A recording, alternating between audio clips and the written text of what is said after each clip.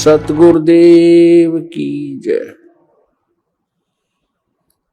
सर्वसंग से प्रार्थना है, सत्संग प्रारंभ हो रहा है। कृपया सत्संग स्थल पर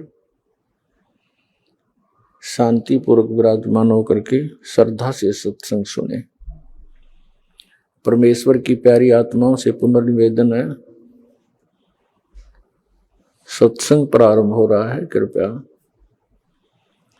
सत्संग स्थल पर शांति पूर्वक विराजमान होकर के श्रद्धा से सत्संग सुने। सत सही।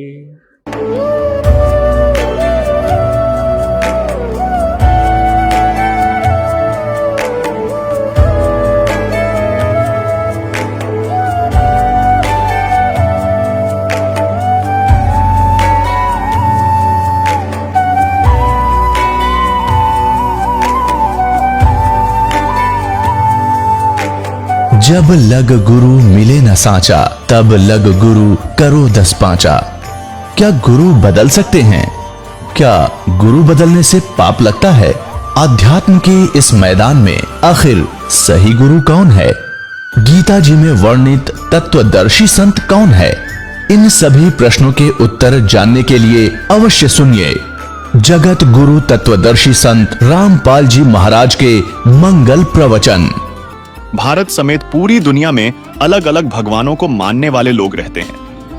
कोई श्री विष्णु जी के अवतार श्री कृष्ण को बड़ा मानते हैं तो कोई किसी अन्य देव को। वहीं दुनिया भर में कबीर साहब को मानने वाले लोग भी बड़ी संख्या में रहते हैं जो कबीर साहब को बड़ा बताते हैं। तो चलिए आज अपने इस एपिसोड में इसी से जुड़े 3 सवालों के जवाब जानते हैं और जानते हैं कि वास्तविकता में कबीर जी बड़े हैं या श्री कृष्ण। सवाल नंबर 1, क्या हिंदू धर्मगुरुओं कथावाचकों का श्री कृष्ण उर्फ श्री विष्णु को अविनाशी बताना, श्री ब्रह्मा, श्री विष्णु तथा श्री शिव को अजर अमर बताना, इन्हीं तीनों देवताओं की पूजा करने को कहना तथा यह कहना कि इनके कोई माता पिता नहीं है, आदि सही है? सर्वप्रथम तो आपको यह समझना होगा कि अविनाशी अर्थात अजर अमर का मतलब होता है जिसका जन्म ना हुआ हो और जिसकी मृत्यु नहीं होती हो, उसे अविनाशी कहा जाता है। और हम सभी जानते हैं कि श्री कृष्ण जी का जन्म माता देवकी के गर्भ से हुआ, जिसका प्रमाण हमें भागवत पुराण यानी सुधा सागर में मिलता है।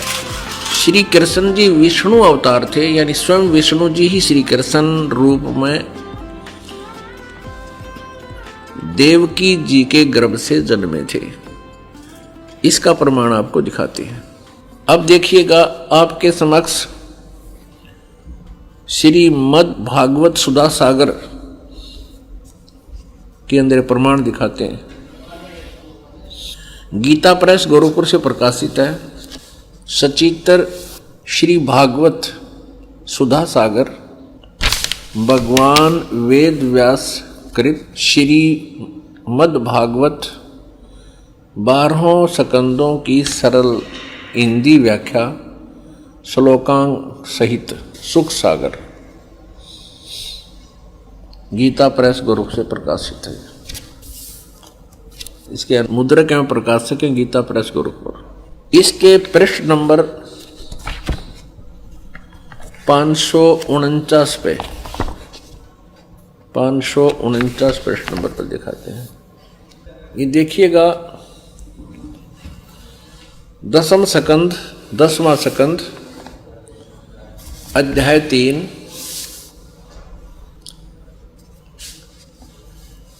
सुधा, ये श्री मद् भागवत सुधा सागर से।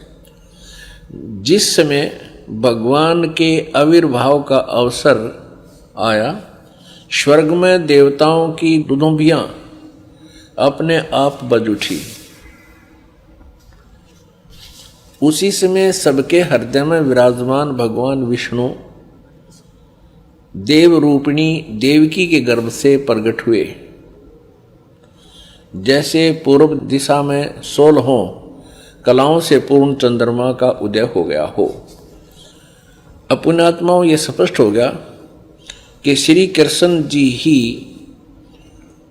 स्वयं श्री विष्णु जी हैं, यानी श्री विष्णु जी ही श्री कृष्ण रूप में प्रकट हुए।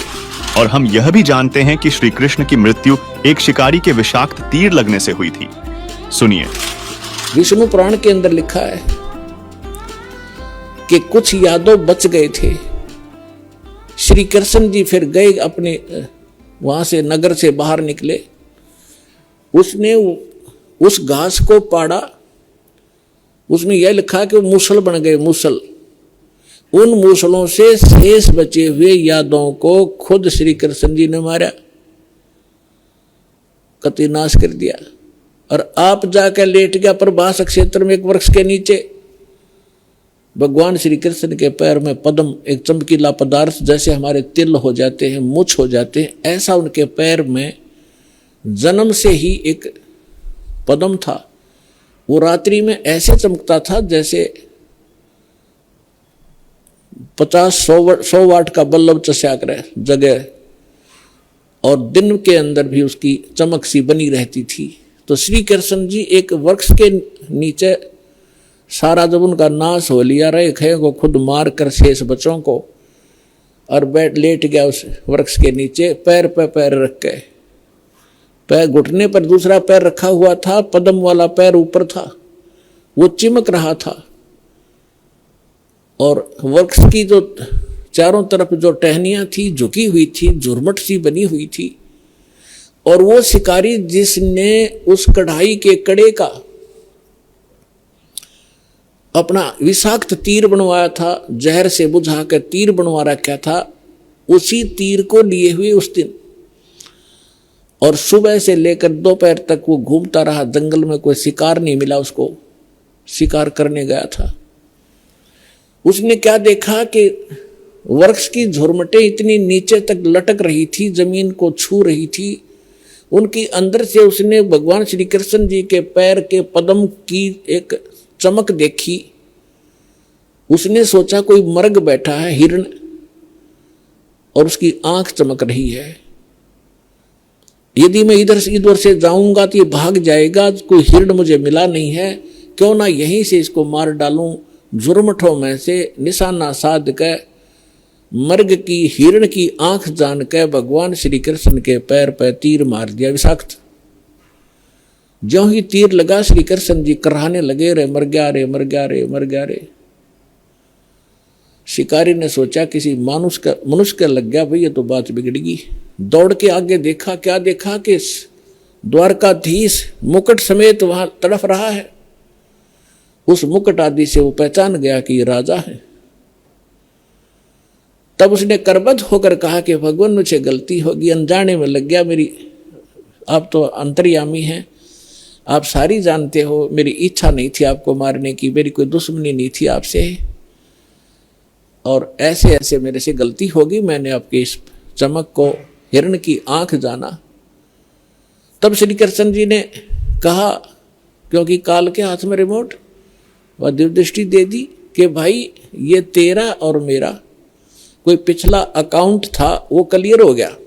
तेरा और मेरा पिछला हिसाब था, वो क्लियर हो गया, तेरा दोष नहीं।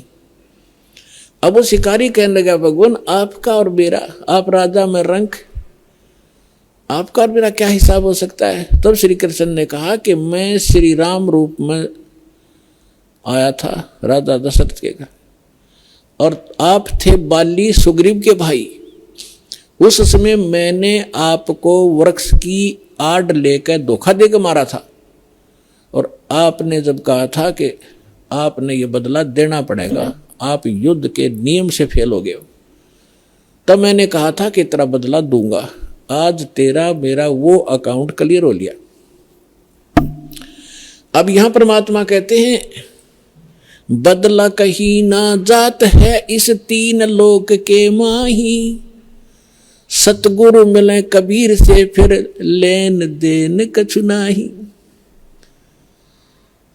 अब क्या बताते हैं कि तीन लोक के इन भगवानों ने भी अपना टिट फॉर टेट पूरा करना पड़ता है। तुम इनसे अपने संस्कार कटवाने की के लिए भक्ति कर रहे हो कि हमारा पाप कटे, हमें दुख दूर और सुख दे।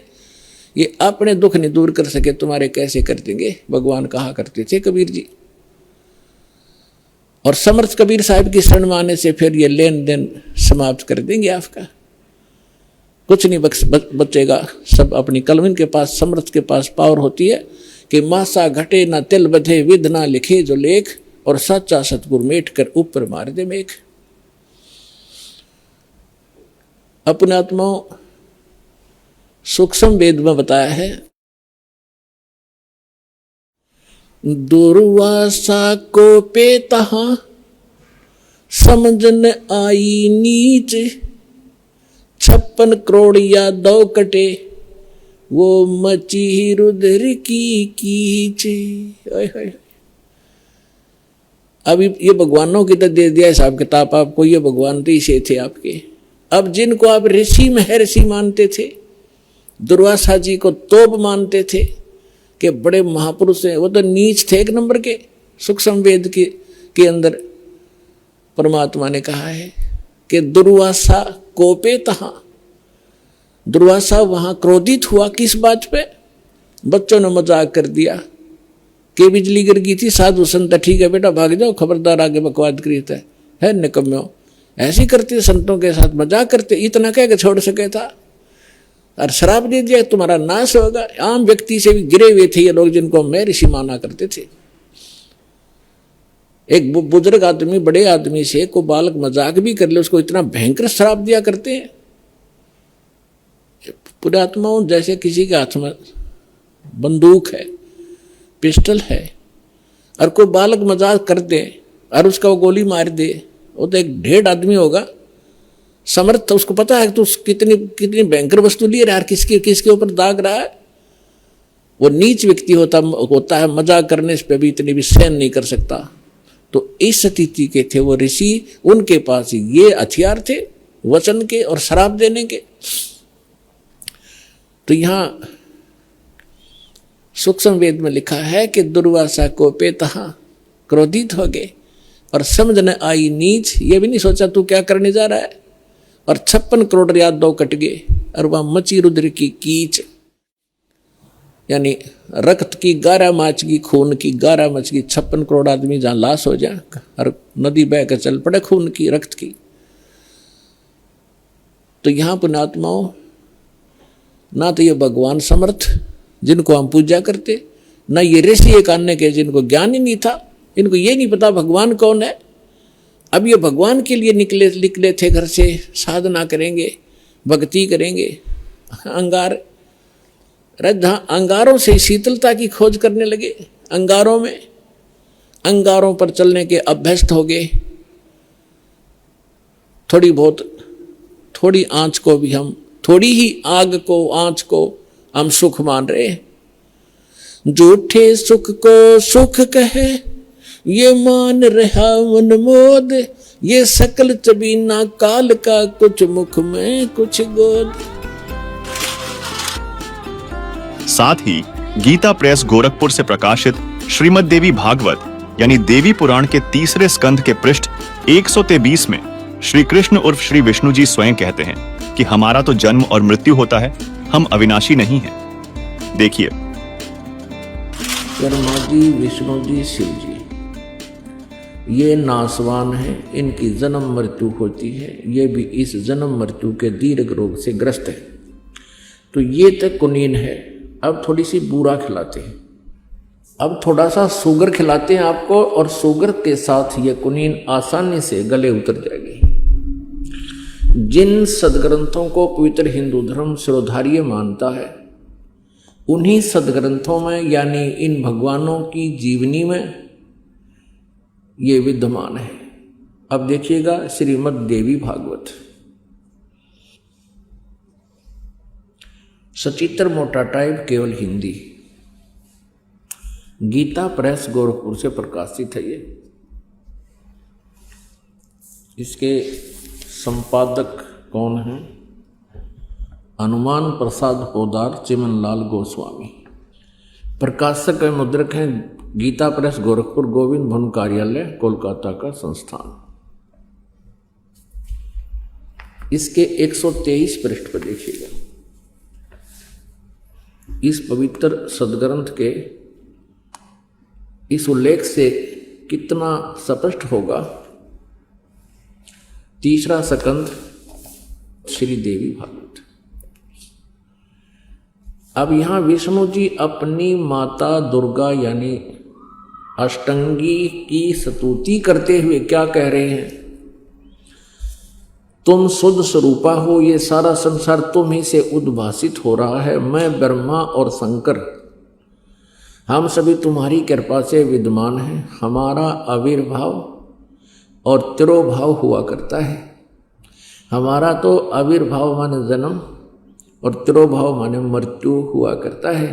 केवल तुम ही नित्य हो, जगत जननी हो, प्रकृति और सनातनी देवी हो। ये प्रकृति शब्द याद रखना है, दुर्गा को कहते हैं प्रकृति भी।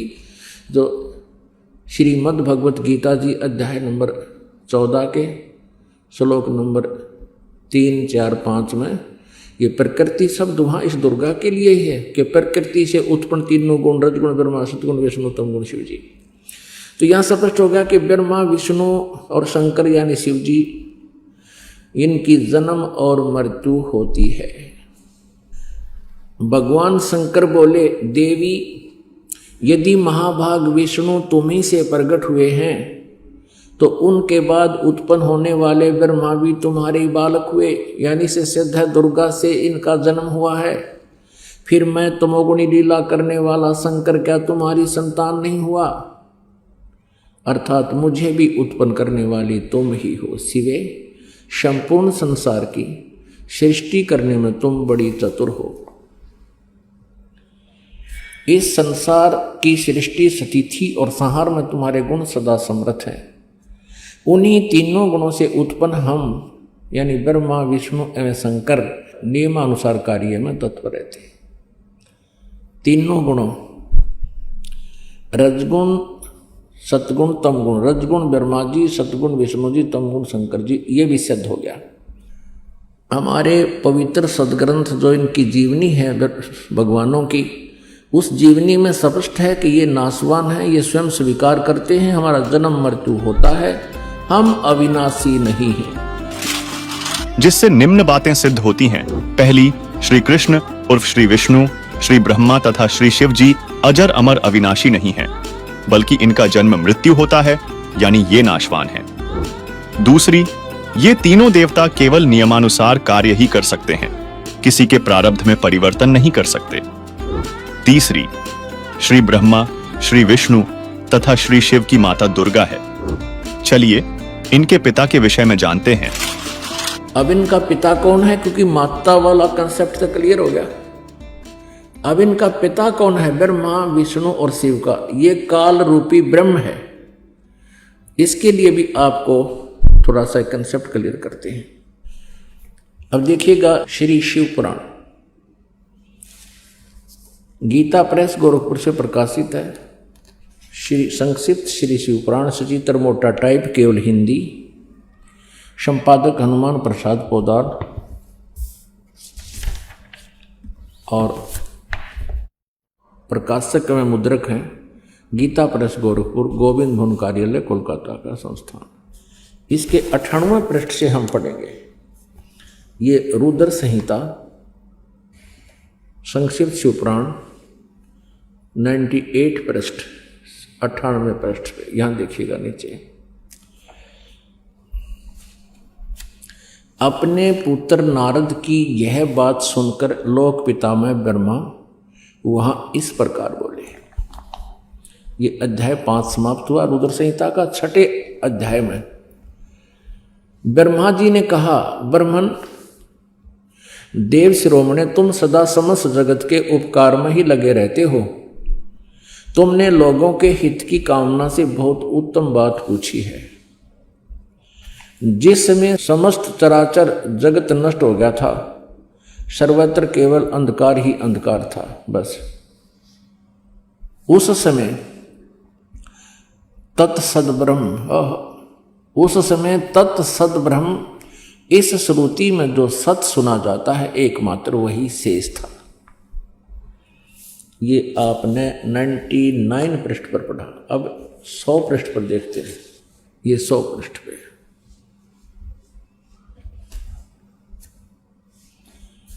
जिस परब्रह्म के विषय में ज्ञान और अज्ञान पूर्ण यानी झूठी साची, ब्रह्मा जी इनके सबसे बड़े वक्ता हैं। एक इस ब्रह्मांड के। और ब्रह्मा जी के कह रहे हैं कि जिस परब्रह्म के विषय में ज्ञान और अज्ञान से पूर्ण उक्तियों द्वारा इस प्रकार विकल्प किए जाते हैं, यानी कुछ सच्चे कुछ झूठे, उसने कुछ काल के बाद द्वितीय की इच्छा प्रकट की। उसके भीतर एक से अनेक होने का संकल्प उदित हुआ। तब उस निराकार परमात्मा ने अपनी लीला शक्ति से अपने लिए मूर्ति की कल्पना की। अब ये काल कहता है मैं अपने वास्तविक रूप में किसी के सामने नहीं आता, अपनी योग माया से छुपा रहता हूँ, ये मेरा अटल घटिया नियम है। तो ये क्या करता है, किसी को ब्रह्मा रूप में, किसी को विष्णु रूप में, किसी को शिव रूप में दर्शन कर देता है। यहाँ देखना, जो मूर्ति रहित परम ब्रह्म है उसकी मूर्ति भगवान सदाशिव हैं। अर्वाचीन और प्राचीन विद्वान उन्हीं को ईश्वर कहते हैं। उस समय एकाकी रहकर स्वेच्छानुसार विहार करने वाले उन सदाशिव ने अपने विग्रह से स्वयं ही एक स्वरूप भूता शक्ति की सृष्टि की, जो उनके अपने श्री अंग से कभी अलग होने वाली नहीं थी। उस पराशक्ति को प्रधान प्रकृति गुणवती माया बुद्धि तत्व की जननी तथा विकार रहित बताया है। अब ये काल के शरीर से निकली थी दुर्गा, उसकी महिमा ये कबीर परमेश्वर से सुनी हुई ब्रह्मा जी बोल रहे हैं, कुछ सच्ची कुछ झूठी, कुछ आप मिलावट करके। फिर भी यथार्थ ज्ञान से हम इसको शुद्ध कर लेंगे कबीर परमेश्वर की वाणी से। वह शक्ति अंबिका कही गई है, उसी को प्रकृति, दुर्गा को प्रकृति भी कहते हैं, ये याद रखना। सर्वेश्वरी त्रिदेव जननी, तीनों देवता ब्रह्मा जी, विष्णु जी, शिव जी की माता, उत्पन्न करने वाली जननी, नित्ता और मूल कारण भी कहते हैं। सदाशिव द्वारा प्रकट की गई उस शक्ति के 8 भुजाएं, ये क्लियर हो गया। ये अष्टंगी, ये दुर्गा है, और ब्रह्मा विष्णु महेश तीनों देवताओं की जननी है। आगे देखो, नाना प्रकार के आभूषण उसके श्री अंग की शोभा बढ़ाते हैं। वह देवी नाना प्रकार की गतियों से संपन्न है और अनेक प्रकार के अस्त्र शस्त्र धारण करती है। इति सिद्धम के काल के शरीर से ये दुर्गा निकली। अच्छा, एकाएकनी होकर भी वह माया संयोग वसात अनेक हो जाती है। और वे दो सदाशिव हैं, ये काल रूपी ब्रह्म सदाशिव ब्रह्मा विष्णु महेश से जो अलग है, उन्हें परम पुरुष ईश्वर शिव शंभु और महेश्वर कहते हैं। ये ब्रह्मा जी की सोच है, ब्रह्मा जी का ज्ञान है, ये ध्यान रखना। अब 101 पृष्ठ पे है, यहां देखना।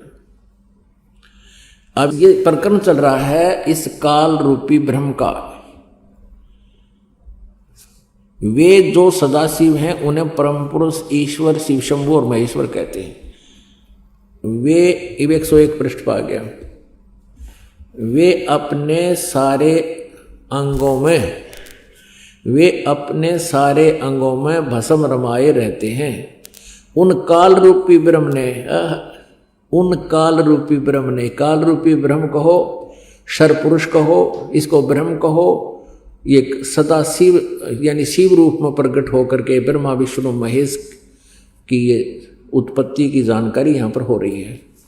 उन काल रूपी ब्रह्म ने, यानी इस जो गीता ज्ञान देता है, ये काल रूपी ब्रह्म ही है। श्री कृष्ण जी में प्रवेश करके बोल रहा है। उन काल रूपी ब्रह्म ने एक ही समय शक्ति के साथ, नाथ नहीं है, शक्ति के साथ शिवलोक नामक अक्षेत्र का निर्माण किया था।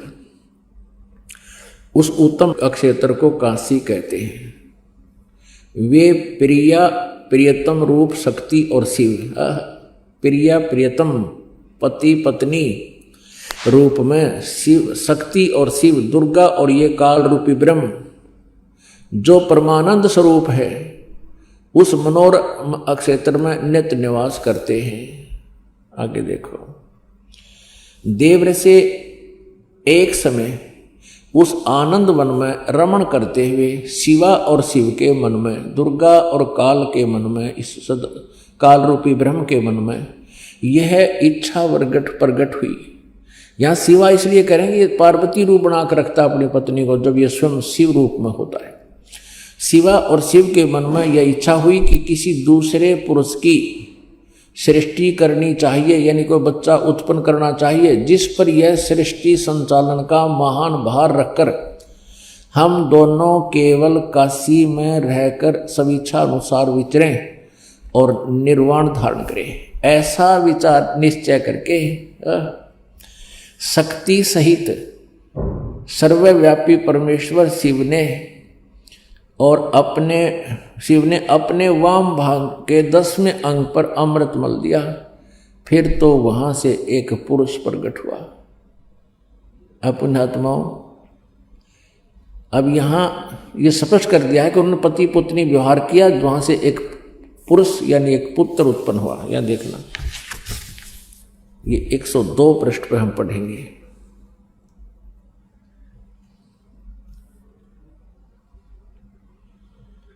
शिव ने कहा, वत्स, वो उत्पन्न हुए पुत्र को ये काल कहता है, सदा शिव भी कहो इसको, काल रूपी ब्रह्म को, क्योंकि ये शिव रूप में वहां प्रकट है, खड़ा है। वत्स, व्यापक होने के कारण तुम्हारा विष्णु नाम विख्यात हुआ। ये स्पष्ट हो गया कि विष्णु जी के माता पिता दुर्गा और ये काल रूपी ब्रह्म हैं। और इसी प्रकार यहां देखो, ब्रह्मा जी कहते हैं, ये अध्याय नंबर 6 समाप्त हुआ रुद्र संहिता का। 7वें में ब्रह्मा जी अपनी उत्पत्ति बता रहे। ब्रह्मा जी कहते हैं, देव से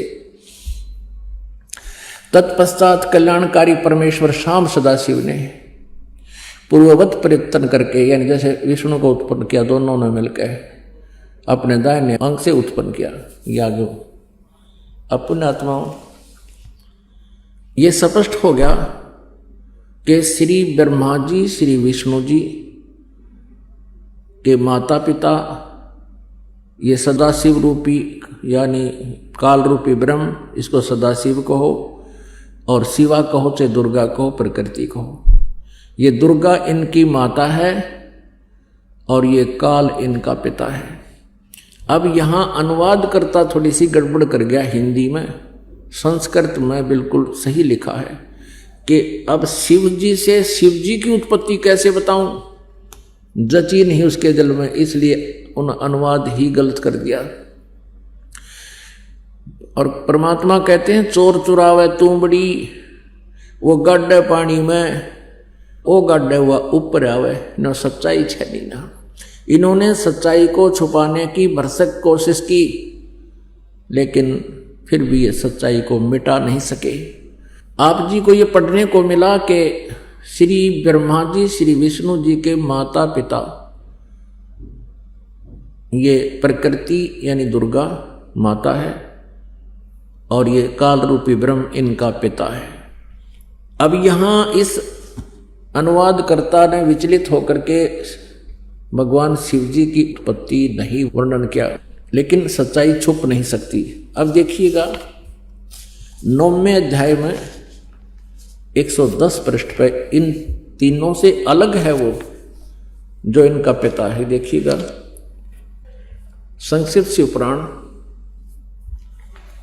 110 पृष्ठ पे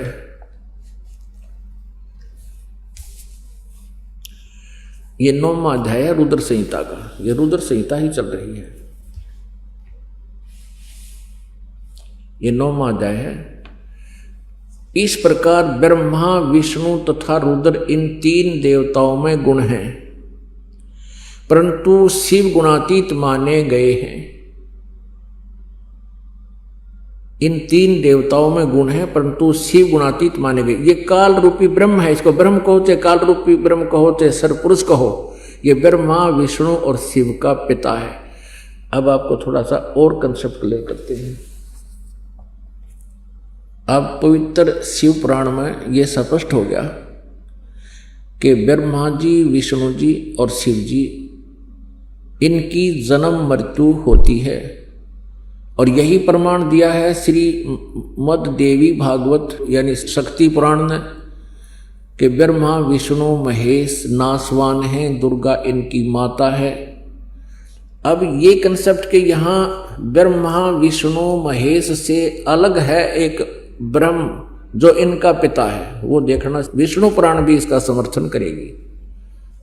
अब ये देखिएगा, श्री विष्णु पुराण जो इसी तथ्य का समर्थन कर रही है, गीता प्रेस गोरखपुर से प्रकाशित है। इसके अनुवादक हैं श्री मुनीलाल गुप्त। इसमें एक और विशेषता है, ये प्रकाशित है गीता प्रेस गोरखपुर से। 102 पृष्ठ पर आपको दिखाते हैं। प्रथम अंश, अध्याय नंबर 22 और इसके 102 पृष्ठ पे ये देखिएगा, और 58 नंबर श्लोक में, ये संस्कृत भी इसमें साथ है। ब्रह्मा विष्णु शिव ब्रह्म प्रधाना ब्रह्म सत्य है, उससे नीचे देवता, उससे नीचे दक्षा। ये यहां देखना, इसकी हिंदी यहां पर है। हे ब्रह्मन, ब्रह्मा विष्णु और शिव ब्रह्म की प्रधान शक्तियां हैं। स्पष्ट हो गया, ये ब्रह्मा विष्णु और शिव से अलग है, ये ब्रह्म काल रूपी ब्रह्म। अब इतना ही कंसेप्ट हमने यहां क्लियर करना था। अब पुण्यात्मा, एक शब्द, एक सेंटेंस, एक वाक्य दास ने कहा था कि श्री ब्रह्मा जी, श्री विष्णु जी, श्री शिव जी, इनकी भी जन्म मृत्यु होती है, इनको भी ये दीर्घ रोग लगा हुआ है। तो ये तो थी कुनीन। अब इतनी सी कुनीन को गले उतारने के लिए ये ढेर सारी शुगर खुआनी पड़ी, क्योंकि शुगर तो आप खा ही रहे हो, इन सदग्रंथों को तो आप पढ़ ही रहे थे और इनको मान भी रहे हो, ये अच्छी हैं, सत्य हैं। तो इस प्रकार ये कुनीन अंदर जाके आपके इस अज्ञान का भी नाश करेगी, यानी ये तत्व ज्ञान है। जिससे यह स्पष्ट होता है कि हिंदू धर्म गुरुओं कथावाचकों को अपने शास्त्रों का ज्ञान नहीं है और इनके द्वारा श्री कृष्ण उर्फ श्री विष्णु को अविनाशी बताना, श्री ब्रह्मा, श्री विष्णु तथा श्री शिव को अजर अमर बताना गलत है। सवाल नंबर 2, परमात्मा को अजन्मा अजर अमर कहते हैं। उपरोक्त प्रमाणों यह तो सिद्ध हुआ कि श्री ब्रह्मा, श्री विष्णु तथा श्री शंकर तीनों नाशवान हैं। फिर अविनाशी परमात्मा कौन है तथा परमात्मा एक है या अनेक? हम किस समर्थ परमात्मा की भक्ति करें? जिस तरह हम प्रधानमंत्री, मंत्री, मुख्यमंत्री, कलेक्टर, तहसीलदार आदि सभी को साहब कहते हैं, क्योंकि ये अपने अपने स्तर के साहब हैं, जबकि वास्तव में देश का सर्वोच्च साहब तो राष्ट्रपति ही होता है। इसी तरह ब्रह्मा, विष्णु, शिव, दुर्गा, काल ब्रह्म समेत 33 करोड़ देवता भी अपने अपने स्तर के साहब यानी भगवान हैं। लेकिन वास्तव में जिसे हम परमात्मा कह सकते हैं, वह तो एक ही अविनाशी भगवान है, और उस समर्थ भगवान का नाम है कबीरदेव अर्थात कबीर साहिब, जिसका प्रमाण वेदों में भी दिया गया है। देखिए उस परमात्मा के विषय में वेदों में क्या कहा गया है। ये है ऋग्वेद मंडल नंबर 9 और 10 इकट्ठा ही अनुवाद है, और ये अनुवाद भी पुण्यात्माओं एक और कमाल की बात है। इस पवित्र ऋग्वेद के अनुवाद करता भी वही व्यक्ति है जो भगवान को निराकार मानते हैं, और अपने हाथ से परमात्मा ने इनकी कर कमल से लिखवा दिया, दाता ने आपके लिए रहम करा और स्पष्ट करवा दिया। ये आर्य समाज महर्षि दयानंद सरस्वती द्वारा आर्य समाज की स्थापना हुई, और महर्षि दयानंद के ही चेलों ने और महर्षि दयानंद ने वेदों का अनुवाद कर रखा, और महर्षि दयानंद और उसके अनुयायी परमात्मा को निराकार मानते हैं, वो किसी अवतार को भी नहीं मानते, और अपने कर कमलों से लिखा हुआ है वो परमात्मा के राजा के समान देखने जोगा है, ऊपर के लोक में रहता है। जबकि इन आर्य समाज और महर्षि दयानंद का विधान है कि परमात्मा एक देशीय नहीं है, और वो वेदों को सत्य मानते हैं, वेदों में जो लिखा वो फाइनल है। तो ये दास अनुवाद करता है इनका, वो तो करना ही है और कर भी रखा दास ने, लेकिन किससे का नहीं जच्चा हो, आपको तो चलो यकीन हो जाता, क्योंकि आप तो परमात्मा के बच्चे हो, इतने प्रमाण देखकर मानोगे कि ये दास जो बोल रहा है सारी सच्ची है। लेकिन आम व्यक्ति को आप नहीं जचा सकते थे। वो ये कहते कि वेदों का अनुवाद अपने अपने हिसाब से सब ने कर रखा है, इसका सही किसी ने भी पता नहीं।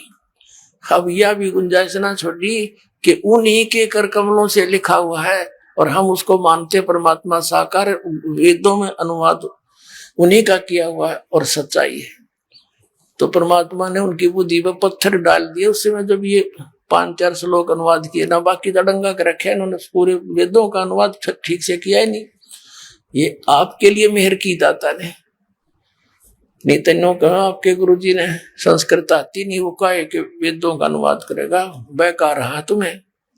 अब इन इंजीनियरा पे करवा दिया अनुवाद इसका, इन शास्त्रीय पे। प्रकाशक है सार्वदेशिक आर्य प्रतिनिधि सभा, महर्षि दानंद भवन, रामलीला मैदान, नई दिल्ली। ये इनके फोन और फैक्स नंबर है। मुद्रक है Prince offset printers, 1510 Pataudi house, Daryaganj, नई दिल्ली। ये देखिएगा ऋग्वेद मंडल नंबर 9 और सूक्त 86, इसका मंत्र नंबर 26।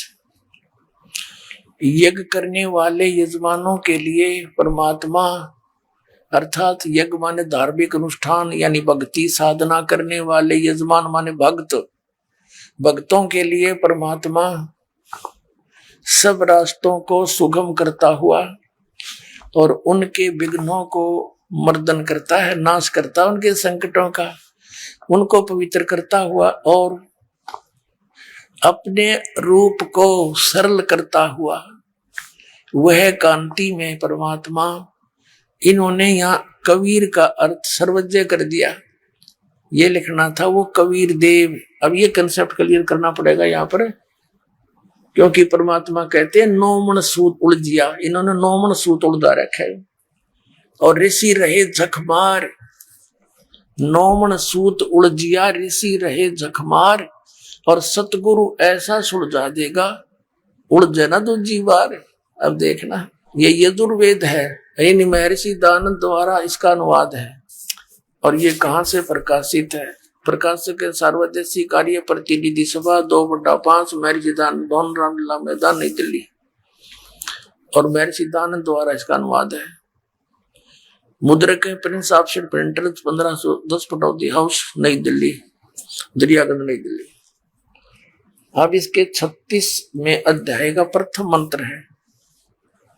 ये 60 अध्याय यानी 36वां अध्याय यजुर्वेद भाषा भाष्य, ये 36वां अध्याय है। ये प्रथम मंत्र है।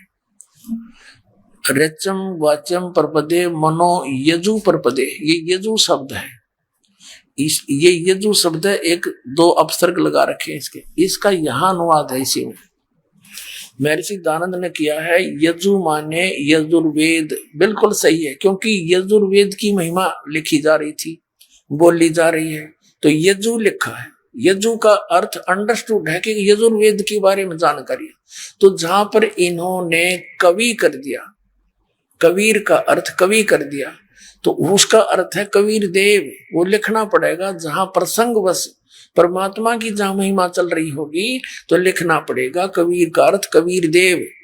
और जहां काव्यकार की महिमा में वहां कवि शब्द प्रयोग है तो वहां काव्यकार लिखना पड़ेगा। सर्वज्ञ का तो इसमें मतलब है नहीं लिखने का, कोई कवि सर्वज्ञ हुआ ही नहीं है। अब ये अंडरस्टूड होगा। अब जहां पर ये कवि शब्द लिखा देखिएगा, ये वैसे मूल पाठ में दिखाएंगे आपको, ऋग्वेद मंडल नंबर 9 और सूक्त नंबर 86 का मंत्र नंबर 26। इसमें मूल पाठ में ये है गा करवानो निर्जनम हरियंत है कबीर, ये कबीर शब्द है, हम कबीर बोल रहे हैं इसको कबीर। और इन्होंने इसको संधि छेद करके ऐसे लिख दिया, तो इन्होंने यहां लिखना पड़ेगा हमने वो कबीर देव है, क्योंकि परमात्मा की महिमा चल रही है यहाँ पर, परमात्मा की, वो किसी कवि की नहीं है। तो इसमें कवि शब्द है तो काव्यकार के लिए नहीं है, ये परमात्मा के लिए, उसका नाम है कबीर देव। हम उसको कबीर बोले हैं बै, जैसे हम वेदों को वेद कहते हैं अपने लोकल लैंग्वेज में, तो ऐसे ही कबीर को कबीर कहने लग गया। देव माने परमात्मा, हम साहब कह देते कबीर साहब, तो ये यहाँ उस कबीर साहब उस काशी वाले धानक के लिए ही वेद प्रमाण कर रहे हैं। और परमात्मा ने 600 वर्ष पहले कहा था, धर्मदास वेद मेरा भेद है, मैं ना मिलूं वेदन के माही, और जौन वेद से मैं मिलूं वो वेद जानते नहीं। क्योंकि वेदों में महिमा तो कबीर परमेश्वर की है, लेकिन वे ऑफ वर्शिप, पूजा का मार्ग जो है, भक्ति का मार्ग केवल इस ब्रह्म तक का है। ओम नाम का जाप है, 500 यज्ञ है, नथिंग एल्स। तो उसके लिए ऑप्शन छोड़ रखा है यजुर्वेद अध्याय नंबर 40 के श्लोक नंबर 10 से लेकर 13 में, कि परमात्मा ने कोई तो नु के जन्म लेकर आवे है, कोई नु को जन्म लेता ही नहीं, वो तो निराकार है। इसकी जानकारी भी तत्वदर्शी संत बताओ, जो उनसे सुनो वो बताएंगे। ऐसे गीता जी अध्याय नंबर 4 के श्लोक 34 में गीता ज्ञानदाता भी ब्रह्म है, ये कहता है उस तत्वदर्शी संत के पास जाकर उस परमात्म तत्व को, परमात्मा के उस तत्व ज्ञान को समझो, मैं नहीं जानता। तो यहाँ अब फिर आइए इसके ऊपर, ऋग्वेद मंडल नंबर 9 सूक्त 86 का मंत्र 1 हम पढ़ रहे हैं। अब हम यहाँ आगे कि अपने रूप को सरल करता हुआ वह कांति में परमात्मा कबीर देव लिखना पड़ेगा। यहाँ कबीर देव यानी कबीर साहब विद्युत के समान क्रीड़ा करता हुआ वर्णीय पुरुष को प्राप्त होता है। वर्णीय माने यानी श्रेष्ठ, अच्छी आत्मा को मिलता है। उसका उद्देश्य वो कहाँ रहता है? ऋग्वेद मंडल नंबर 9 सूक्त 86 का मंत्र 27 में है, वो प्रकाश पुंज परमात्मा, जो परमात्मा ध्युलोक के तीसरे पृष्ठ पर विराजमान है, वहां रहता है तीसरे पृष्ठ पर। अब जैसे पवित्र बाइबल ने यही बताया कि 6 दिन में सृष्टि रचका, 7वें दिन तख्त पर जा बैठा, यही प्रमाण कुरान शरीफ ने दिया। तो यही पवित्र वेद बता रहे हैं, आगे दिखाते वह परमात्मा ध्युलोक के तीसरे पृष्ठ पर, यानी सतलोक की भी 3 डिवीजन है। जैसे दिल्ली हमारा राजधानी है, लेकिन एक बाह्य दिल्ली है, एक फिर अन्य सराउंडिंग बाजार वगैरह है, फिर एक राजधानी है। ऐसे उस तीसरे स्थान पर परमात्मा की राजधानी है, बाकी उसकी सृष्टि वहां पर अलग से। अब हम देखते हैं, आपको वो परमात्मा वहां बैठा ही स्पष्ट हो गया, तीसरे धाम पर, तीसरे पृष्ठ पर विराजमान। अब देखना ऋग्वेद मंडल नंबर 9 सूक्त 82 और मंत्र नंबर 1 में, जो सर्व उत्पादक प्रभु यानी सबकी उत्पत्ति करने वाला परमात्मा, प्रकाश रूप, सद्गुणों की वृष्टि करने वाला, पापों का नाश करने वाला, हरण करने वाला, वह राजा के समान। अब देखो 269 पर पढ़ रहे हैं हम, आगे 270 पर चलेंगे। 270 पर आ गया। राजा के समान दर्शनीय है, देखण जोगा है, साकार है, मनुष्य सदृश है, और वह पृथ्वी आदि लोक लोकांतरों के चारों ओर शब्दमान हो रहा है। वह वर्णीय पुरुष को, जो दृढ़ भक्त है, उसको पवित्र करता हुआ प्राप्त होता है। जिस प्रकार विद्युत स्नेह वाले स्थानों को आधार बनाकर प्राप्त होता है। अब यहां देखो नीचे किस उद्देश्य से आता है। ऋग्वेद मंडल नंबर 9 सूक्त 82 का मंत्र 2 हम पढ़ रहे हैं। पहला पढ़ लिया, हे परमात्मन, उपदेश करने की इच्छा से आप, यानी तत्व ज्ञान प्रदान करने की इच्छा से आप, सच्चा ज्ञान देने के लिए, सच्चिदानंद घन ब्रह्म का सुख संवेद देने के लिए आप महापुरुषों को प्राप्त होते हो, अच्छी आत्माओं को मिलते हो, और आप अत्यंत गतिशील पदार्थ के समान बड़ी तीव्र गति से हमारे आध्यात्मिक यज्ञ को प्राप्त होते हैं। आप देखा, आप कबीर देव हैं। बोलो सतगुरुदेव की जय हो।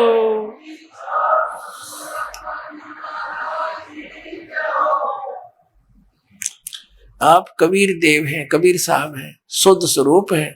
हमारे पापों को दूर करके हे अमर परमात्मा, आप हमको सुख दे। अपने आत्माओं,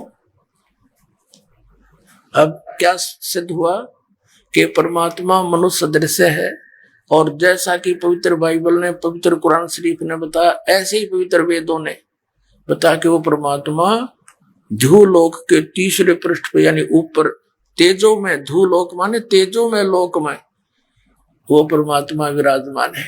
और मनुष्य दृश्य है, राजा के समान दर्शनीय है, वहां से चलकर आता है, अच्छी आत्माओं को मिलता है। तो ये लीला करी किसने है? परमेश्वर कबीर साहब ने, काशी वाले दानक परमात्मा ने, काशी वाले जुल्हे ने की। तो who is God? Kabir is God. अपना तुम ये कंसेप्ट क्लियर हुआ, परमात्मा सह शरीर है। और पवित्र गुरु ग्रंथ साहिब के अंदर भी प्रमाण है कि परमात्मा मनुष्य दृश्य है, वो साकार है और उसका नाम कबीर है। 721 पृष्ठ पर लिखा है कि एक अर्ज गुप्तम पेश तोदर कून करतार हक्का कबीर करीब तू बे परवरदिगार है। कौन करतार शब्द स्वरूपी राम है। हक्का कबीर माने तू सत कबीर, अविनाशी कबीर, तो परवरदिगार है। प्रश्न नंबर 24 पे लिखा है गुरु ग्रंथ साहिब के अंदर, फाई सूरत मनुखी वेश ए ठगवाड़ा ठगी देश, खरा सियाणा बहुता भारी धानक रूप रहा करतार। काशी में परमात्मा को देखकर नानक साहिब ने कहा था। अपना तुम ये तो कंसेप्ट क्लियर हो गया कि कबीर इज गॉड। और वेदों में यहां तक लिखा है कि उसको बंदी छोड़ कहते हैं, वो कबीर बंदी छोड़ है। देखना ये यजुर्वेद, ये वही यजुर्वेद है महर्षि दानव सरस्वती द्वारा अनुवादित, प्रकाशक सार्वजनिक आर्य प्रतिनिधि सभा 2/5 महर्षि दानव इलाहाबाद नई दिल्ली। ये महर्षि दानव सरस्वती कृत, ये वहीं से प्रकाशित है। अब इसके अध्याय नंबर 5 के और श्लोक नंबर 32 को आपको दिखाते हैं। ये देखना, पंचमो अध्याय 5वां अध्याय यजुर्वेद भाष्यम यहाँ है 5वें अध्याय का ये 32वां श्लोक है। 32वां, इसमें क्या लिखा है? उसी असी कबीर अंगारी असी, इसको कबीर कहो, कबीर कहो, कबीर अंगारी असी बम्भारी असी, बम्भारी अवसुर असी, दोषवान सुधन्यो असी। और फिर यहाँ क्या लिखा है? रत धामा सवर ज्योति। अब इनका अनुवाद पढ़ेंगे। हे जगदीश्वर, जिस कारण आप कांतिमान असी माने हैं, अंगारी माने खोटे चलन के जीवों के शत्रु, अंगारी माने पापों के शत्रु, अरि माने शत्रु, अग माने पाप, पापों के शत्रु, पाप नाशक, पापों का नाश करने वाले कवि, या लिख दिया कवि, ये कबीर देव। ये देखो कबीर, हम कबीर कहते हैं इसको, कबीर, कबीर देव हैं आप, कबीर देव हैं।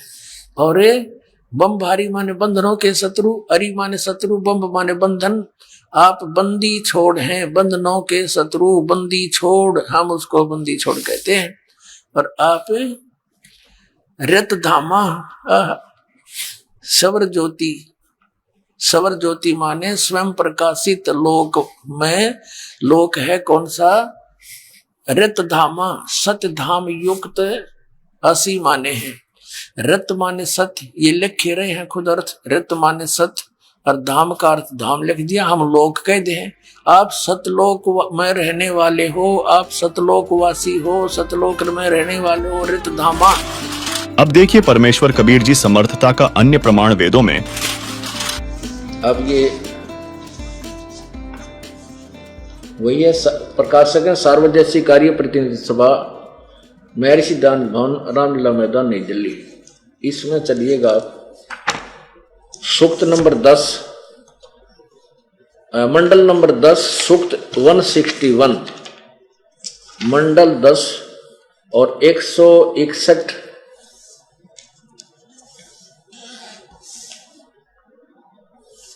सूक्त का मंत्र नंबर 2। ये देखिएगा, ऋग्वेद मंडल नंबर 10 सूक्त 161 और यहां लिखा है इसका अनुवाद। यदि रोगी नष्ट जीवन शक्ति वाला हो गया है, यदि यदि अथवा सीमा से परे चला गया है, यदि मृत्यु के समीप पहुंच गया है, गया ही है, तो भी उस रोगी को भी मैं वैद को छोड़ दिया। अब ये वेद कोई दवाइयां की किताब को ना, ये भगवान के विषय में जानकारी है। ये जो है आयुर्वेद की नहीं है, ये आयुर्वेद नहीं है, ये ऋग्वेद है। भगवान के विषय में जानकारी, आयुर्वेद में जड़ी बूटियां की लिखी है, लेकिन इसमें तो भगवान की ही महिमा गाई गई है। भगवान ऐसा कर सकता है, भगवान ऐसा कर सकता है। इन्होंने ऊट पटांग करके महर्षि दानंद वाली सोच के भगवान रोग राग नहीं काट सकता। दानंद ने यह छुरी ठोक रखी इनके अंदर, भगवान कुछ नहीं कर सकता। जब भगवान ऐसा अपंग है कि गाड़ांगे उस भगवान नाम कौन तलाश करेगा उसकी, जब कुछ करे नहीं सकता। तो इन्होंने इसलिए यहां लिख दिया मैं वैद। अब पढ़ने वाले ने सोचना कि वैद के बारे में लिख रखा, वैद तो रोग काटे दे भाई, ठीक है, हाँ ऐसे ही है। अब और दिखाऊंगा, प्रमाण दूंगा आपको। और भी महापुरुषों ने जो महर्षि दानंद के ही अनुयायी है, उन्होंने ठीक अनुवाद किया है। ये एक आधा जो घना जिसके घने वेद व्यक्ति थे ना, उन्होंने किसी ने टोक टाक दिया होगा, भाई लिख रखा है भगवान वेद का, भगवान रोग काटे, तो उन्होंने फिर चेंज कर दी इसमें। पहले शुरुआत में ठीक किया होगा, छापा होगा। अब देखो, उस रोगी को मैं वैद कष्टप्रद, ये वैद नहीं है, उसको मैं यानी भगवान कष्टप्रद रोग के पंजे से छुड़ा लाता हूं और 100 शरद ऋतुओं तक यानी 100 वर्ष, 100 शरद ऋतु माने 100 वर्ष तक जीने के लिए इसको बलयुक्त करता हूं। ये तड़ंगा कर रखा इनने, और इन्हीं के द्वारा, इन्होंने बाद में चेंज किया वैद, सिर्फ वैद शब्द गलत लिखा है। अब देखो, इन्हीं के द्वारा महर्षि दानंद जी के अन्य अनुवादकर्ताओं ने कैसे किया है। देखो, ये एक बड़ा साइज में लिपिबद्ध किया है, यानी छपाया से बुक का साइज बड़ा बना रखा है, बाकी अनुवाद उसी का है। ये कहां से छपा है और देखिएगा।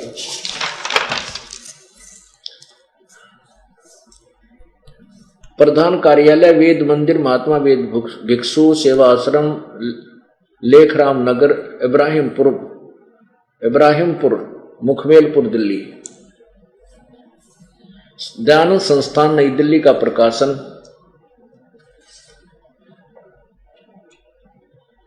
ये नई दिल्ली से प्रकाशित है। ये देखिए नीचे इसकी भूमिका में लिखा है, महात्मा वेद भिक्षु भारतेंद्र नाथ दान संस्थान, करोल बाग, नई दिल्ली से। प्रकाशक है पंडिता राकेश रानी। अब इसके उसी मंडल को देखते हैं, सूक्त नंबर 10, मंडल नंबर 161। ये देखिएगा, ऋग्वेद मंडल नंबर 10, सूक्त 161, और ये मंत्र नंबर 2, ये 2।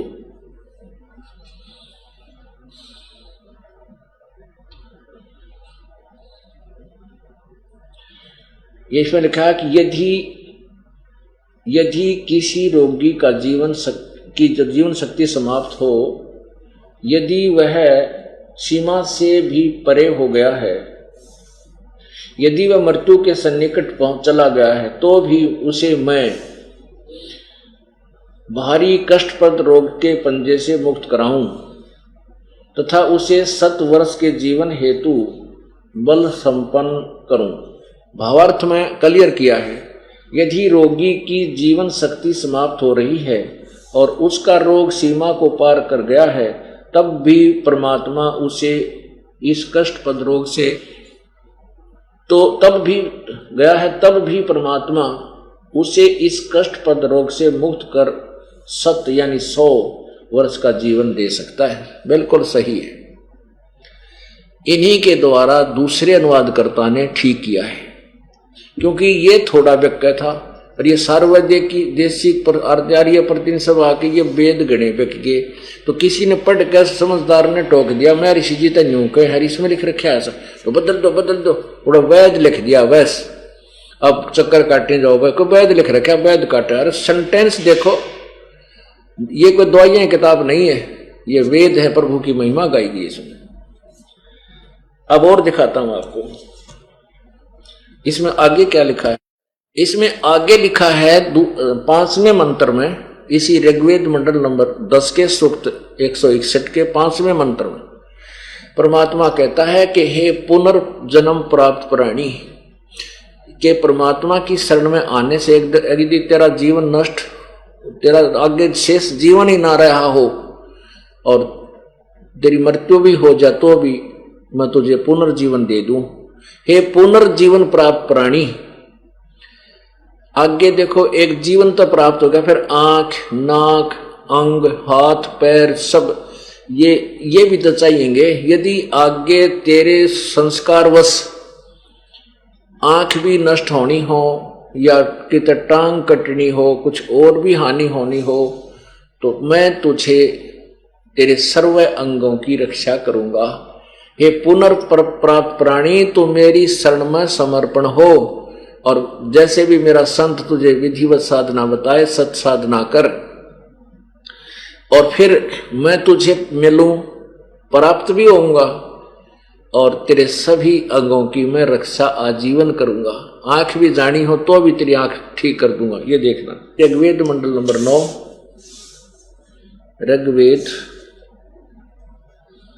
ऋग्वेद मंडल नंबर 10 सूक्त नंबर 161। ये आपने दूसरा मंत्र पढ़ा, अब 5वां देखो। इसका अनुवाद यहां किया है। हे रोगी, मैं तुझे रोग से मुक्त करूं और तुझे मैं पाऊं, यानी प्राप्त भी होऊं, मिलूंगा तेरे को मैं। तू पुनः आ, यानी समर्पण कर। हे नव जीवन के धारक अर्थात पुनर्जीवन प्राप्त प्राणी, नवजीवन तुझे मिला है। हे सकल अंग युक्त, तेरी चक्षु आदि इंद्रियों और सारी आयु तुझे दूं। इसका अर्थ तो सिंपल सा ये बनता है, जैसे दास ने आपको अभी बता दिया कि हे पुनर्जीवन प्राप्त प्राणी, तो मेरी शरण में समर्पण हो। पुण्यात्माओं, जैसे कोई ऐसे बहुत से यहाँ पर कई हजारों की संख्या में ऐसे भक्त बहन भाई हैं कि जिनके कति अंतिम सांस गिने थे, कैंसर और बरानी के हो रही थी, अब वो कति स्वस्थ हो गए। अब उनके लिए कह रहा है कि तू समर्पण कर मेरे अमीब। समर्पण का अर्थ है कि जीवित मर, अधिक से अधिक प्रभु की भक्ति कर, सत्संग में आया कर। यदि आप उस दिन मृत्यु को प्राप्त हो जाते तो ये तुम्हारे काम को कौन करता? परमात्मा आज तुम्हारे साथ हैं। मोक्ष प्राप्ति के लिए आपने अधिक से अधिक सत्संग अटेंड करना चाहिए। इसका यही उद्देश्य है कि हे पुनर्जीवन प्राप्त प्राणी, तो मेरे शरण में आ, यानी समर्पण भाव से लग, और फिर तो मैं तुझे आगे तेरे और भी जो कुछ दुखाने हैं उनको भी दूर करूंगा। आगे देखो, अब बहन बेटियां भाई बच्चे दुखी हैं, विशेषकर बहनें ज्यादा दुखी होती हैं। किसी का पति शराब पीता है, किसी का या कोई और किसी कारण से दुखी करते हैं, तो परमात्मा कहता है मैं उन भी सीधे कर दूंगा यदि आप मेरी समर्पण रहोगे, तुम्हारे सब बाधाओं को दूर करूंगा। अब देखो उसी का वेद समर्थन कर रहा है। अब यही ऋग्वेद मंडल नंबर 10 सूक्त 162 में देखो, ये 63 आगे शुरू होता है, ये 62 है। यही 162 में क्या कहा है, इस 5 में 161 के 5 में ना 62 के 5 में, हे नारी, जो तेरे पास तेरे भ्राता के रूप में अथवा पति से व प्रेमी बनकर प्राप्त होता है और जो तेरी प्रजा का नाश चाहता है, हम उसे यहां से भगाएं। अब इसका वास्तविक अर्थ तो कुछ और बनता है, फिर भी ये कुछ इसमें लवासी ला रखी है बात इसने। इसका कहने का भाव ये है कि यदि जैसे कबीर, ये धर्मदास जी थे जो कबीर परमेश्वर के परम शिष्य थे, जब ये मालिक आए हुए थे, तो उनके एक काल ने अपना दूत बेटे रूप में भेज रखा था, नारायण दास। वो बेटे रूप में नारायण दास पहले ही इन एडवांस भेज दिया था कि यो भक्ति करण का आदमी दिखा है, और कभी भगवान आए थे उस तत्वदर्शी संत से की हुई कमाई युक्त है, और इसके घर में काल ने अपना दूत भेज दिया पक्का कि यो इसने भक्ति कर नहीं देगा और इसकी बिरान माटी रखे। और पुत्र पिता की पुत्र में मोह घना होता है, तो इसलिए वो नारायण दास भेज रखा था। तो कबीर परमेश्वर जब धर्मदास को समझा रहे थे, धर्मदास जी परिचित हो गए, सतलोक में भगवान को देख भी लिया, तो समर्पण हो गए, प्रभु आप पूर्ण परमात्मा हैं। फिर अपने जब स्वयं ज्ञान समझ में आ जाता है, तो ये भक्त ने सोचा अपने भाई ने भी कह दूं, अपनी बहन ने भी बताऊं, पत्नी को भी बताऊं, पति को भी बताऊं, बेटे ने भी लाऊं शरण में, बेटी को भी लाऊं। तो नारायण दास अकेला ही पुत्र था। अब धर्मदास ने सोचा इस अपने नारायण दास बेटे को भगवान के चरणों में लगा दूं ना तो काल के मुंह में जाएगा। तो नारायण दास को धर्मदास ने खूब समझा, बेटा भगवान आए हुए। तो नारायण दास को क्यों, तो काल का दूत था बेटे रूप में। कहने लगा पिताजी तेरा दिमाग खराब हो गया बुढ़ापे में, सारी उम्र तूने कृष्ण राम की गीत गुण गाए, राज तो 60 साल की उम्र में तेरा भेजा खराब हो गया।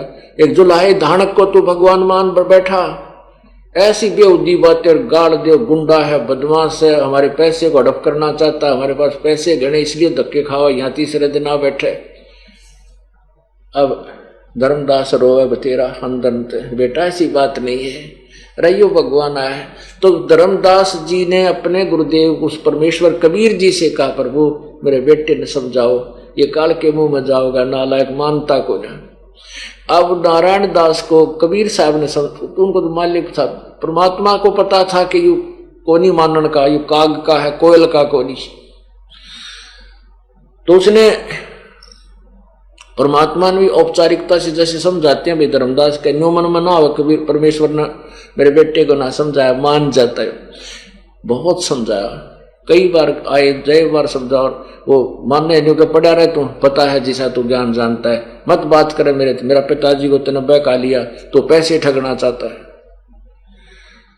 अब धर्मदास रोए कि गुरु परमात्मा आप दया करो, तो गया काल के मुंह में। तब परमेश्वर बोला, भाई धर्मदास यू तेरा बेटा को ना तेरा दुश्मन है, यू काल ने काल का दूत भेज रखा है। तो ना समझ माई नो देखे गुरु जी का ने क्यों बेटे में ममता नहीं। तब परमेश्वर ने कहा, बोला तेरे नारायण दास ने, उसने सोची ले परमात्मा इजाजत करेंगे, अपनी रजा बख्शेंगे, इसको सेट करते होंगे। वो बुलाया, नो आते हैं, हाँ के बोल के कहे। जब परमात्मा ने ऐसे कर दिया और कहा, देख धर्मदास तेरे पुत्र की शकल, वो अंदर जो ऊपर कवर था बेटे का था, अंदर काल बैठा था उसमें, वो काल था, काल का दूत भेजा हुआ था। तो अंदर तो वो अंदर दिखा, फिर दृष्टि दे दी परमात्मा ने धर्मदास को, उसको वास्तविकता देखी तो ऊपर कवर बेटे का, अंदर तो ये काल है, और इसी लंबे दांत भयंकर रूप और नो दिखा। धर्मदास बोला, जा बेटा जा, डर गया, अगे तो सचमुच करा के सांग है, जा बेटा बढ़िया था। ने बोला, भगवान यू किस है, क्या क्या है ये। परमात्मा बोले, भाई तू मेरी आत्मा था बेटा, पिछले जन्म में तो मेरे साथ था जब तेरा जन्म था, लेकिन तू भक्तिहीन हो गया था, मेरे से दूर हो गया था बेटा। परमात्मा कहते हैं, जो जन हमारी शरण है ताका हूं मैं दास, गेल गेल ला गया फेरूं जब लग धरती आकाश। अब तेरे को छुटवाने के लिए आया था, काल न पता लग गया कि जागा इसकी भक्ति पिछली बहुत है, तो बेटा इसलिए यू काल ने अपना दूध भेज रखा तेरे घर में। तब ने बोला, जी मेरा पीछा छुटाओ, बीमारी थे। फिर चिंतित रहने लग गया कि मेरा बेटा तो काल का कुल हो गया। फिर यू कहने लगा, भगवान मेरा तो काल का कुल हो गया, अरे मेरे कुल में मतलब मेरे काल के दूध पैदा होंगे, हमारे यहाँ कुल की बीमारी और लाग रही है कि मेरी संतान हो और मेरा वंश चले। वो वंश बता के सिर पर धर कर नाचेगा, उस वंश ने मेरी मृत्यु होगी। और मेरी मान लीजिए आज एक गांव में एक बहुत बड़ा एक हिस्सा होता है, जिसने पान्ना बोल रहे हैं, ठोड़ा मोहल्ला, तो एक व्यक्ति की संतान है, छटारट एक से हुई थी। अब वो 500 तो घर हो गए और उसमें मेरे ख्याल में 2500 व्यक्ति हैं। और वो जो सबसे पहले वाला व्यक्ति है जिस तो स्टार्ट होया था कुल, वो मन गधा बन रहा होगी कर्म अनुसार। अब वो कुल उसने के सिर पर धरेगा, के सहायता मिली इसकी। ये एक काल का फैलाया हुआ जाल, इसको भी समझना हमने साथ ही साथ। लेकिन उस समय उसका वह भी बीमारी थी कि मेरा कुल तो, मेरा खानदान तो बिगड़ गया। रोज चिंतित रहे। परमात्मा का बेटा भजन करा, आज करूं हूं, और अंदर तो ये कीड़ा होगा। अब वो टेंशन होगी इसके। परमात्मा ने सोची और मरेगा बेटी का बाप, ना यू भक्ति करे इस बेटे और खानदान के मुंह में। तो परमेश्वर कहते हैं सोचल सीधर मैं करूं अपने जन के काज ने बोला। परमात्मा बोले अच्छा भाई धर्मदास, मैं आशीर्वाद देता हूं कि तेरे एक पुत्र होगा जो भक्ति युक्त होगा, अच्छी आत्मा का होगा और अपना पंथ स्वीकार करेगा। हे गुरुजी क्यों होगा, 60 साल का हो गया और आपकी भक्तनी कभी बालक होने बंद हो गए, मासिक धर्म भी नहीं होता, क्यों कर मानू। परमात्मा ने सोचे तो कति गया काम, तर भक्ति करे नहीं, यो भी फंस गया। तो परमेश्वर ने अपनी शक्ति से एक बालक आसमान से आया और उसके आंगन में खेलन लग गया, लेटा हुआ, पैर जैसे पंजे मुंह में, गुट्ठे मुंह में दिया करे। ने बोला देख युवा होगा, तेरी पत्नी का 10वां महीने पैदा होगा, इसका नाम तू चूड़ामणि रखना। जब थोड़ा सा दिल डटा लाला जी का, एक सचमुच है, कहा सचमुच है, फिर भी ना जच्चा कि हो क्यों करेगा, 60 साल की उम्र, फिर पत्नी बच्चे उत्पन्न करने योग्य रही नहीं। मालिक क्या नहीं कर सकता, सतगुरु जो चाहे सो कर ही, 14 कोट दूत जम रही, ऊट भूत जब त्रासने वाले चित्रगुप्त के कागज पाड़े। अब उसके संस्कार में काल ने तो एक पुत्र लिख रखा था, परमात्मा ने एक पुत्र भी दे दिया।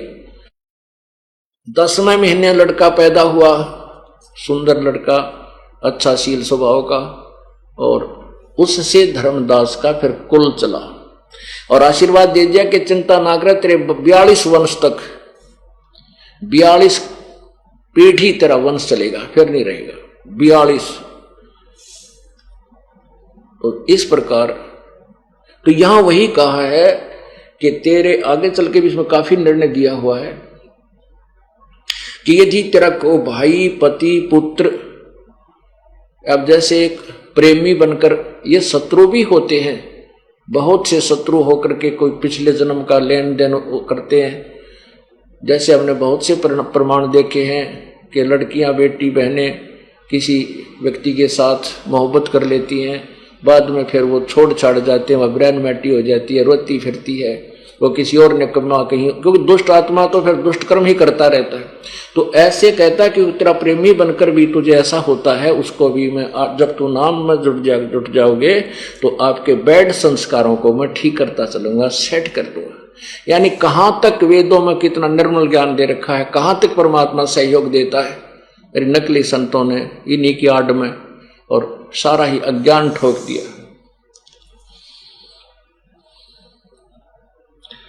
आगे देखो 163 सूक्त में, इसमें लिखा है मैं तेरे नेत्रों में से एक्समा यानी जो भगाऊं, तेरे नेत्रों में से यक्ष्मा जो तेरी आंखों को नाशक करने वाला रोग है उसको भगाऊं, तेरी नासिकाओं और कानों से और तेरी ठोडी से भी यक्ष्मा को मिटाऊं, यानी नाश करने वाले, बर्बाद करने वाला कोई रोग है। सिर से यक्ष्मा और मस्तिष्क से एवं जीव से भी मिटा दूं। बताओ क्या रह गया। कहते मैं तेरे किसी कहीं भी तेरे को, अक्षमा का अर्थ होता है वैसे नाशक, अक्षमा वैसे इसको कहते हैं जैसे अक्षय रोग जो नाश करता है। हम टीबी को जो है ना लाइलाज मान्या करते हैं, अब टीबी लाइलाज नहीं रही, ऐसी खोज होगी है।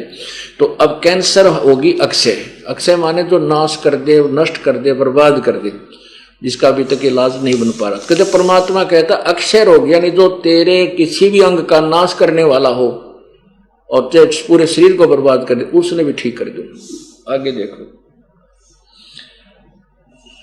2 नंबर में 163 के 110 नंबर मंडल के और सूक्त नंबर 163 और मंत्र नंबर 1 आपने पढ़ लिया। दूसरा देखो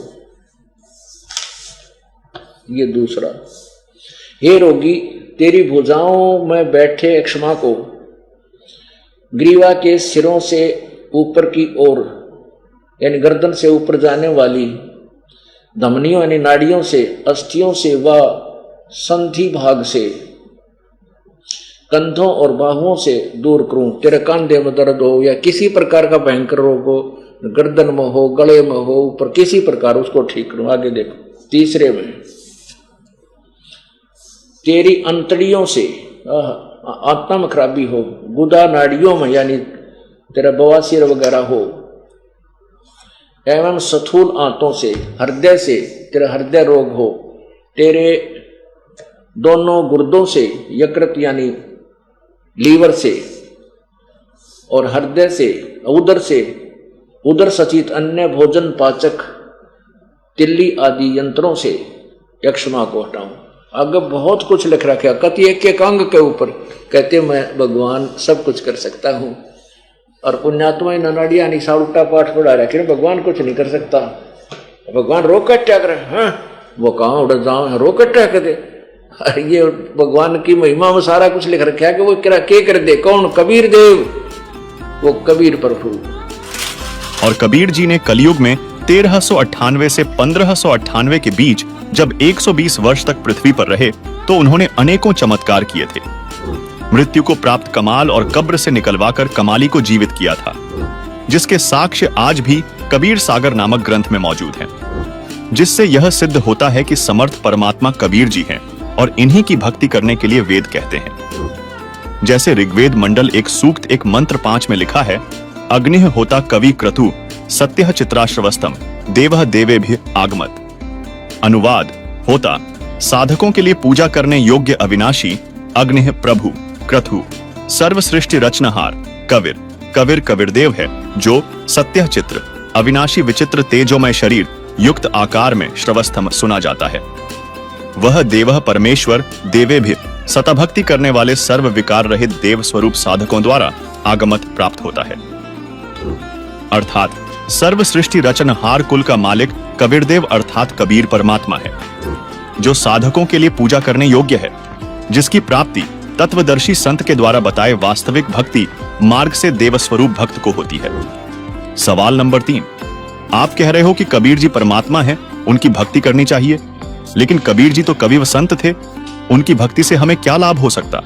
जबकि हम सभी जानते हैं श्री कृष्ण जी ने सुदामा के चावल खाकर उसका मकान बना दिया था और बहुत सारा धन दे दिया था, और तो और उन्होंने राजा मोरध्वज के पुत्र ताम्रध्वज को आरे से कटवाकर जीवित कर दिया था।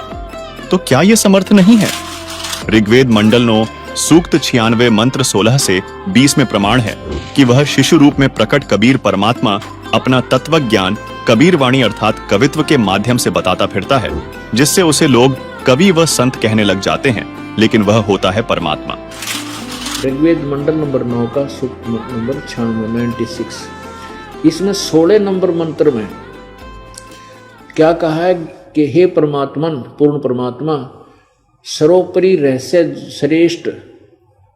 श्रेष्ठ नाम, ये नाम का इसने अर्थ नहीं किया, जो तुम्हारी संज्ञा है। यहाँ लिखना था जो आपका रहस्य में सर्वोपरि सबसे श्रेष्ठ जो नाम है आप उसका ज्ञान कराएं, ये अंडरस्टूड है।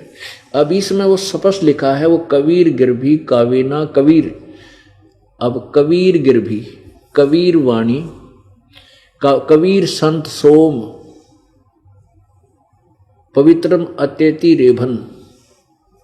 अब यहाँ शिशु रूप को इन्होंने क्या अर्थ कर दिया? उस परमात्मा को यहाँ लिखना था जो शिशु रूप में प्रकट होता है परमात्मा, उस जो सदा प्रकट है यानी जो सदा ही रहता है, जो अत्यंत उसको कमनीय है, उसको उपासक लोग बुद्धि विषय करते हैं, उसकी स्तुति द्वारा उसके गुणों का वर्णन करते हैं। विद्वान लोग उस गतिशील परमात्मा का गुणों के गुणों द्वारा वर्णन करते हैं, और कवि लोग वाणी द्वारा।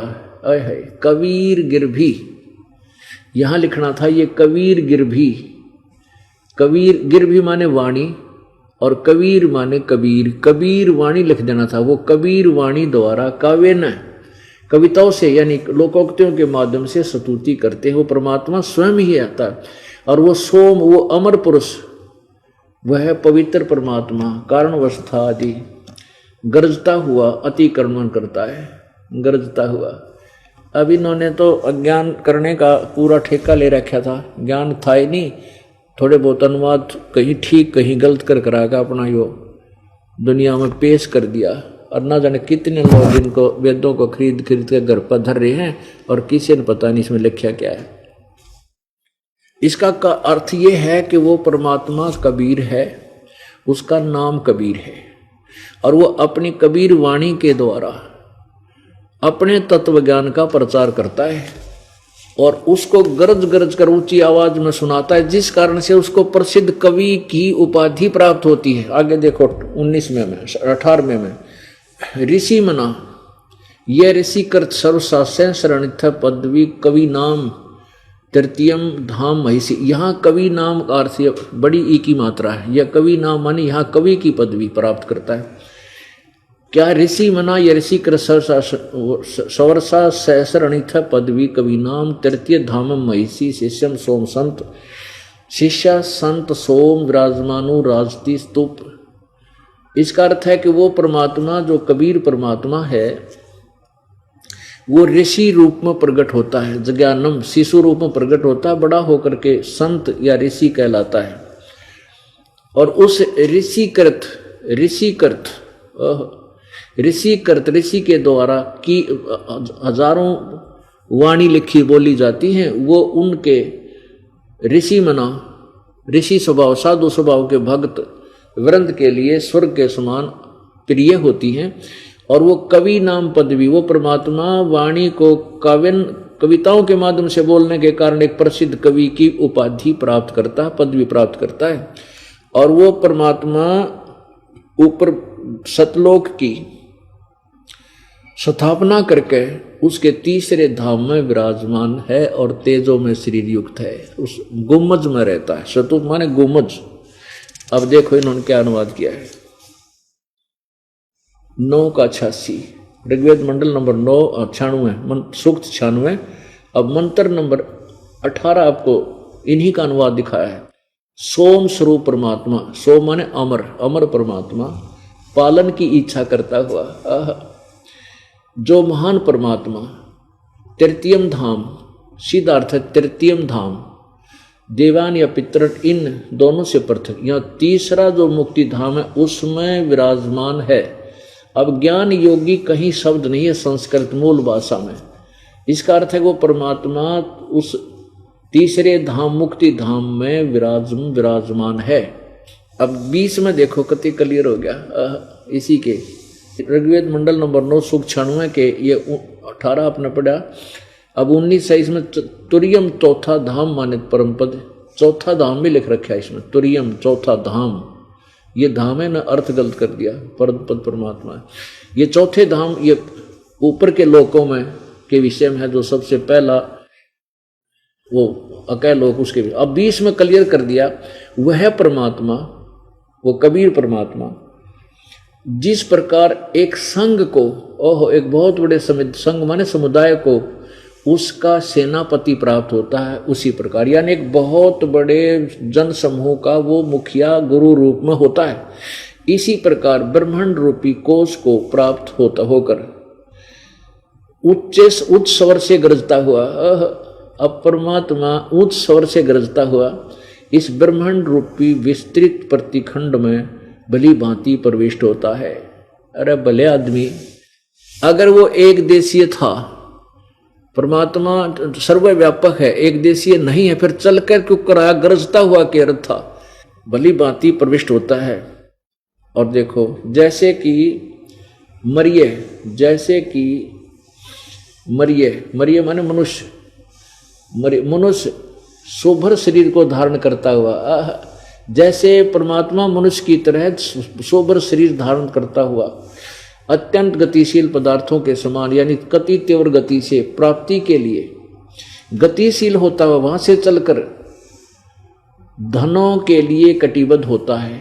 धनानाम यानी जो भक्ति के धनी लोग हैं उनको आकर के प्राप्त होता है, उनको आकर मिलता है। इसका अर्थ ये बने सीधा, अच्छी वो परमात्मा सतलोक से चलकर और अपनी मनुष्य की तरह शरीर धारण कर किए हुए और अन्य प्यारी आत्माओं को धना नाम माने, जो धनी है, भक्ति के धनी है, अच्छी आत्मा है, उनको आकर मिलता है। अब रही बात कि श्री कृष्ण जी ने सुदामा के चावल खाकर उसका मकान बना दिया और बहुत सारा धन दे दिया। तो सुनिए कबीर जी ने क्या किया था। एक बार एक तैमूरलंग नाम का एक मुसलमान लोहार था। 2 माँ बेटा थे।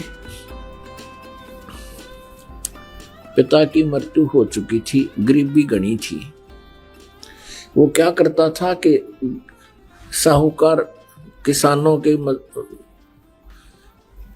भेड़ बकरियों को चराने के लिए ले जाता था जंगल में, और उससे वो साल भर में या 6 महीने में उसको अन्न दे देती थी। पहले ऐसा ही होता था।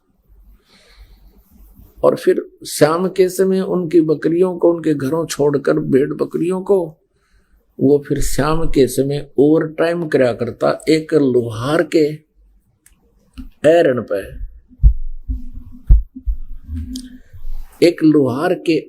पे ऐसे घण मारण की ओवर टाइम सेवा करा करता। वो भी उसको कुछ मेहनताना पार्ट टाइम दे दिया करता। और उसकी माता जो थी बहुत साध्वी थी, धार्मिक थी। कोई भी अतिथि आ जाता था द्वार पर तो उसको खाना खाए बगैर नहीं जाने देती थी, करबद्ध हो जाती थी, भोजन पाओ। और बहुत ही अच्छी नेक बहन थी। एक दिन क्या हुआ कि तैमूरलंग जंगल में भेड़ बकरियां चरा रहा था। उसने खाना खा लिया था, 1-2 रोटी जैसी गर्ते ले गया था, वो खाना खा चुका था। उसी समय परमेश्वर एक जिंदा महात्मा का रूप बनाकर, एक साधु यानी मुसलमान फकीर होते हैं जिंदा, और तैमूरलंग के पास खड़ा हो गया। तैमूरलंग ने कहा, महाराज अभी अभी मैंने खाना खाया है, भोजन की सुनाओ। परमात्मा ने कहा, भाई भूख लग रही है। भूख लगी है। कहने लगा, भगवान आप यहाँ बैठो, अभी साथ में गांव है, यही हमारे निकट ही घर है, ये साथ ही, और मैं अभी खाना लेकर आता हूं। और साथ में ये भी प्रार्थना की कि हे महात्मा जी, इन भेड़ बकरियों को ध्यान रखना, ये गुम ना हो जाए, हम बहुत गरीब व्यक्ति हैं, 1-2 बकरी भी गुम होगी तो हमसे इनकी कीमत पूरी नहीं होगी। परमात्मा ने कहा, बेटा मैं खूब रखवाल करूंगा, तू जा।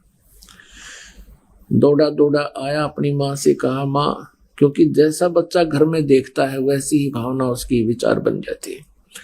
अपनी माता से कहा कि माता जी ऐसे एक महापुरुष आए हैं, संत हैं, फकीर, और भोजन चाहते हैं। उसकी माँ ने तुरंत 2 रोटी का आटा था घर में, बस 2 रोटी बनाई, जल का लोटा हाथ में ले लिया। माता ने कहा, बेटा तू बकरी सुन्नी छोड़ कर क्यों आ गया? 1-2 बकरी भी गुम होगी बेटा, हमसे उनकी कीमत पूरी नहीं होगी। तो उसने कहा, माता मैं महात्मा से प्रार्थना करके आया हूं कि संभाल के रखना। वो कह रहा था, बेटा मैं खूब रखवाल करूंगा। माता ने सोचा कि मैं चलती हूँ, महात्मा के दर्शन भी कराऊंगी, आते समय ये लोटा ले आऊंगी। अब वहां जब पहुंचे तो महाराज जी बैठे थे, परमात्मा विराजमान थे।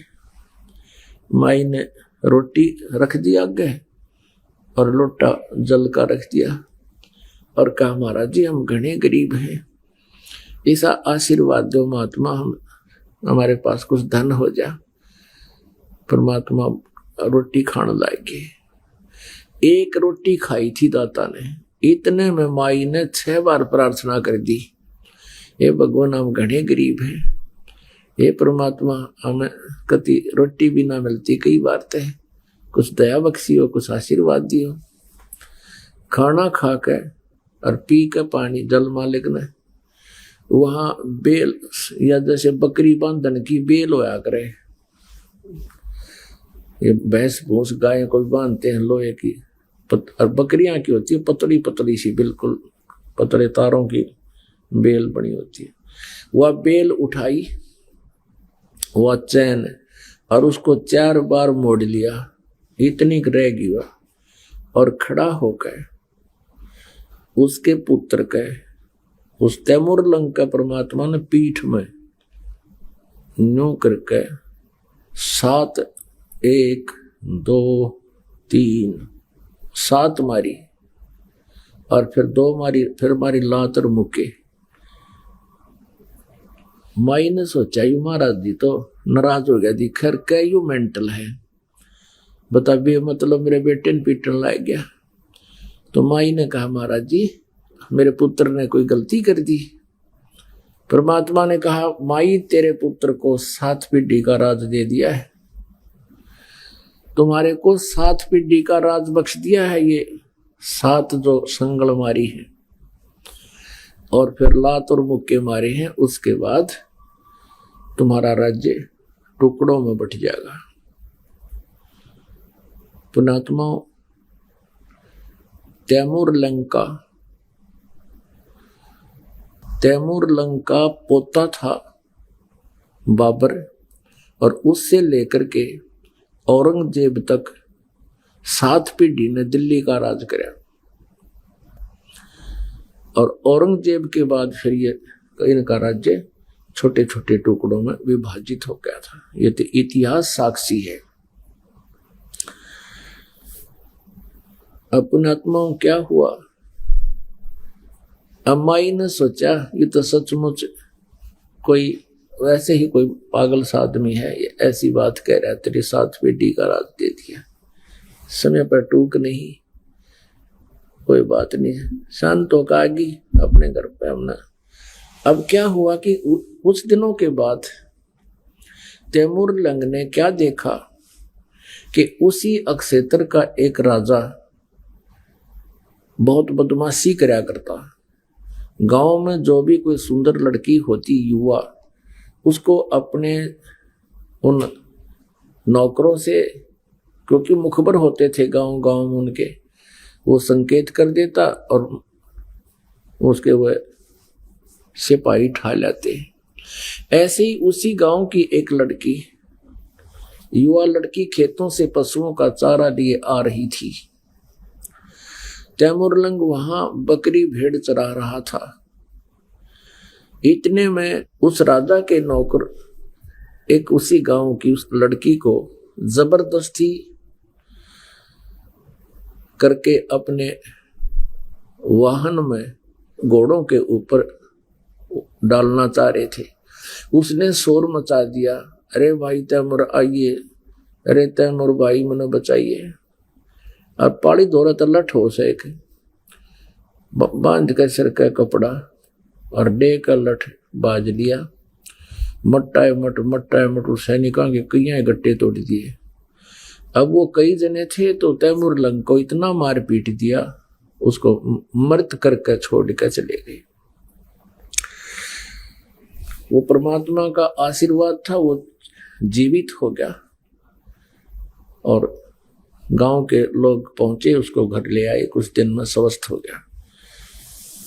अब उसके मन में एक कल्पना होगी, हे भगवान मैं राजा बनूं और इस अन्यायी राजा का बक्कल तारूं, इसने हमारी बहन बेटियों की इज्जत लूट रहा है। और यही तरफ बनेगी उसके। इसी उद्देश्य से उसने क्या किया, सपने में एक दिन परमात्मा वही जिंदा महात्मा तैमूर लंग को दिखाई दिए